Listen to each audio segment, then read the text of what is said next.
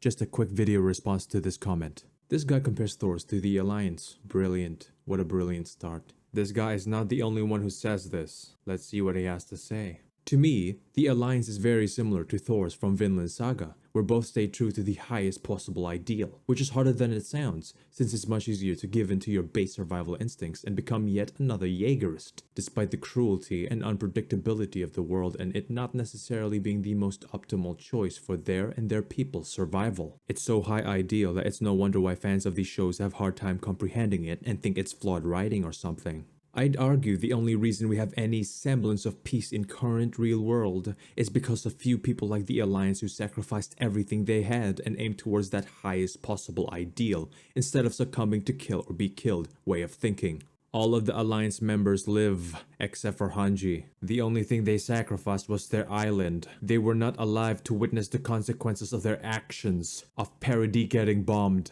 Also, Isayama has said through Erwin that people continue to fight one another until there is nothing less than 2 people left in the world. So there is no absolution to the conflict, and using the fact that Alliance was unable to provide counter-arguments to the rumbling as a criticism is silly, because the rumbling is objectively the worst option possible despite stopping it being possibly the costing all the lives of people on Paradis. Wow, that last sentence is pure genius. Like I said, this is brief. What made Thors go from war man to peace man? Because of his wife and child and wanting better for them. He ran away from war for his family. What made Thors go from peaceman to peaceman forced to war? Because Floki threatened to massacre the villagers if he did not come. He went to war to protect his family. Attack on Titan. The Alliance members do not like the rumbling because genocide. Paradis Alliance members. They are sacrificing their own people to save the people who were more than willing to genocide them. The outside world literally declared war. This is a war. Even before the declaration of war, they committed terrorist attacks on Paradis. Marley Alliance members. They were going to genocide the Paradisians until the Paradisians suddenly had the upper hand.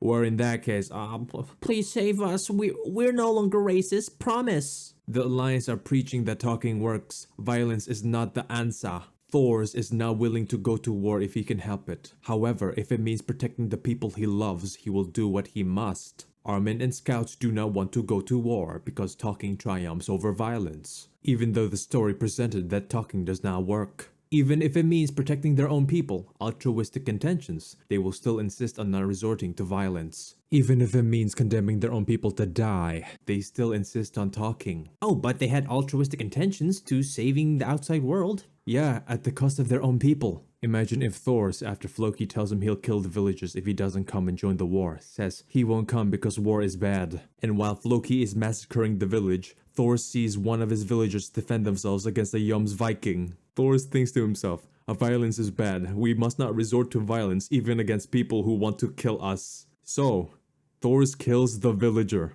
But remember, this is good because the villagers wanted war. They deserve death. Yes, blame the victim. Invader Special. Oh, but nobody said that. Nobody said that. Yeah, but I'm making fun of the people who are blaming the Jaegers for wanting to defend their country. Oh, but Thor says to only kill when necessary and the rumbling is unnecessary. Listen, the rumbling was necessary for the survival of Paradis. While we're on the topic of Vinland Saga, Thorfinn in his vow renounces violence, right? But in defense of Gardar, he resorts to violence. This man turned peaceful, turned pacifist, resorts to violence. Why? Altruistic intentions. Thorfinn is not fighting an enemy. He has no enemies. Thorfinn is defending Gardar. Altruistic intentions. Armin does not want to resort to violence, even when the outside world, all of the outside world, happily accepts Paradis' genocide. Thorfinn, when he realizes Floki was responsible for Thors' death, it would be very understandable to the reader if Thorfinn chooses the last resort of violence against Floki. Doesn't go along with Thorfinn's character development of violence as a last resort, but it is understandable. And besides, I had enough trust in the author to not go against his own main character's development, look his audience in the eyes and say, oh, Thorfinn is back. Armin, so-called pacifist in chapter 112, chooses the last resort of violence against Eren. Why?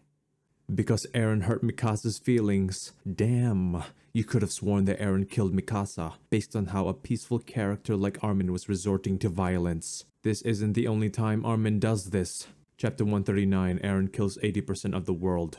Armin does not choose the last resort of violence. Eren kills his mother. Armin does not choose the last resort of violence. What do you think about Mikasa? I don't know. Literally the next page, Armin resorts to using the last resort of violence because Mikasa's feelings. Wow, amazing writing. Thank you for becoming a mass murderer. Wow, even better writing. Gentlemen, Vinland Saga is just better.